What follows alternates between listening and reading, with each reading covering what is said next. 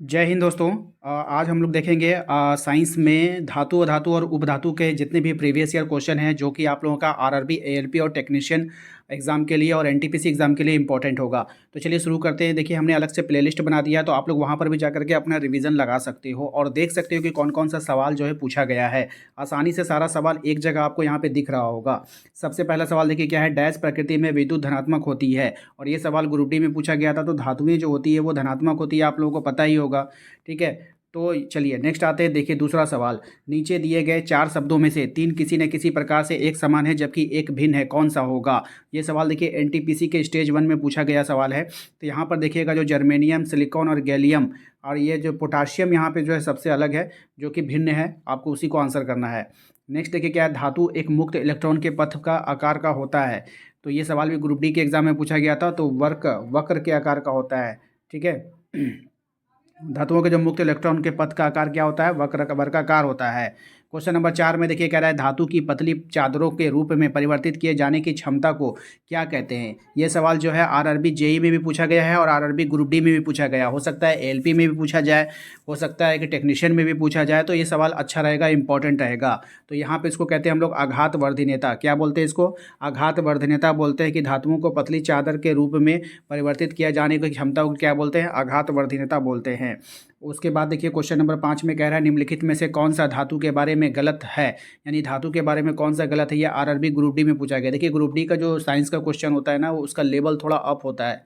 ठीक है, तो ग्रुप डी अगर है तो आप ये मत सोचो कि एएलपी में नहीं पूछेगा। ग्रुप डी में पूछ रहा है यानी इसका मतलब किसी भी एग्जाम में आ सकता है कि ग्रुप डी का जो क्वेश्चन होता है थोड़ा सा हाई लेवल के क्वेश्चन होते हैं। तो देखिए ये जो होते हैं विद्युत ऋणात्मक होते हैं। क्या होते हैं, विद्युत ऋणात्मक होते हैं। ऑप्शन डी यहाँ पे आंसर आपको दिख रहा होगा। अगला सवाल देखिए क्या हमारा कह रहा है, धातु अपनी वास्तविक स्थिति में डैश विद्यमान होती है। तो मुक्त रूप में धातु जो होती है अपने वास्तविक स्थिति में मुक्त रूप में होती है। धातुएं क्या होती है, मुक्त रूप में होती है। इसी वीडियो में याद कर लीजिए। ठीक है, अलग से आपको बार बार देखने का या फिर उतारने की जरूरत नहीं है, आप लोग को नोट्स बनाने की जरूरत नहीं है, बस सिर्फ रिवीजन कीजिए आप लोग।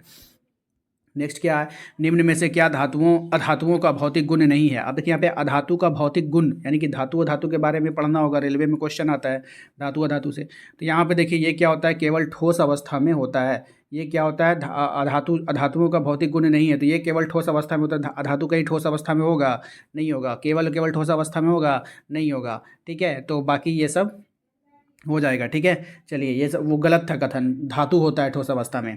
नेक्स्ट देखिए क्या है आपका, निम्नलिखित में से क्या ठोस, द्रव, गैस और तीनों के रूप में पाया जाएगा। तो धातु पाया जाएगा, निष्क्रिय तत्व पाया जाएगा, अधातु पाया जाएगा या फिर उपधातु पाया जाएगा। तो अधातु जो है वो ठोस में भी पाया सकता है, द्रव में भी पाया जा सकता है और गैसीय अवस्था में भी पाया जा सकता है। क्वेश्चन नंबर 9 पे कह रहा है कि धातुओं के संबंध में निम्न में से कौन सा कथन गलत है। यानी कि धातु के बारे में कौन सा बात यहाँ पे गलत बोला गया है। ये आरआरबी ग्रुप डी में पूछा गया था।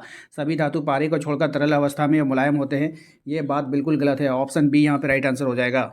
नेक्स्ट है आपका, निम्नलिखित में से कौन सी धातु सबसे अधिक लचीली होती है। तो कौन सा होता है, एजी। एजी क्या होता है, कमेंट बॉक्स में कमेंट कर कर बता दीजिए जल्दी सा। नेक्स्ट देखिए क्या है हमारा, लोहे को कठोर और मजबूत बनाने के लिए निम्न में से क्या मिलाया जाता है। तो लोहे को सबसे कठोर और मजबूत बनाने के लिए मिलाया जाता है कार्बन को। क्या मिलाया जाता है बाबू, कार्बन को मिलाया जाता है। अगला सवाल है हमारा कि डैश सबसे नमनीय तन्यशीलता धातु है। क्या है भाई, तो एयू। एयू क्या होता है, सोना होता है। हाँ, बार बार बोलना पड़ेगा आप लोग को, कमेंट में बोलिए। मेलिएबल के गुण क्या दर्शाते हैं, गुण को दर्शाता है, किस गुण को, तो धातु। मेलिएबल गुण को दर्शाता है धातु। बहुत ही अच्छा सवाल, आरआरबी एनटीपीसी में पूछा गया सवाल है और ये आपके एएलपी और टेक्नीशियन में भी आ सकता है। मेलिएबल याद रखिएगा, मेलिएबल डैश के गुण को दर्शाएगा, तो धातु के गुण को दर्शाएगा। नेक्स्ट देखिए क्या है, एक धातु के उस गुण को क्या कहा जाता है जिसे उसकी सतह चमकदार होती है।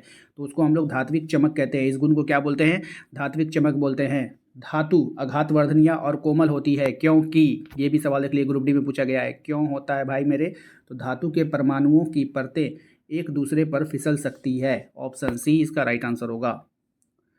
अगला सवाल देखिए ग्रुप डी में आया था। कितना बड़ा सवाल, आपको देखने में लगेगा ये सब सवाल एग्जाम में नहीं आता, लेकिन बड़ा बड़ा सवाल एग्जाम में पूछता है। धातुओं का वह गुण जिसके कारण उन्हें चपटा किया जा सकता है उसे आघातवर्धनीय कहा जाता है। इनमें से कौन सा आघातवर्धनीयता का उदाहरण नहीं है। लिथियम फॉयल, इंडियन पन्नी, स्वर्ण पन्नी, चांदी फॉल। तो यहाँ पे इंडियन नहीं है, इंडियम पन्नी। ठीक है, याद रखिएगा। अगला सवाल है हमारा, धातु के ऑक्साइड आमतौर पर डाइस होते हैं। धातु के जो ऑक्साइड होते हैं वो आमतौर पर क्या होते हैं, बेसिक होते हैं। ठीक है, धातु के ऑक्साइड, और अधातुओं के ऑक्साइड क्या होते हैं, अम्लीय होते हैं। ठीक है, मुझे पता है आप लोग को याद होगा। चलिए अगला सवाल देखिए क्या हमारा। अगले सवाल में आपसे पूछा गया है कि बताइए अधातु कक्षीय ताप पर तरल होती है। देखिए 2 बार पूछा है ग्रुप डी में। एक बार आपका देखिए शिफ्ट 1 में पूछ लिया, शिफ्ट 2 में भी रिपीट हो गया। अधातु कक्षीय ताप पर कैसा होगा?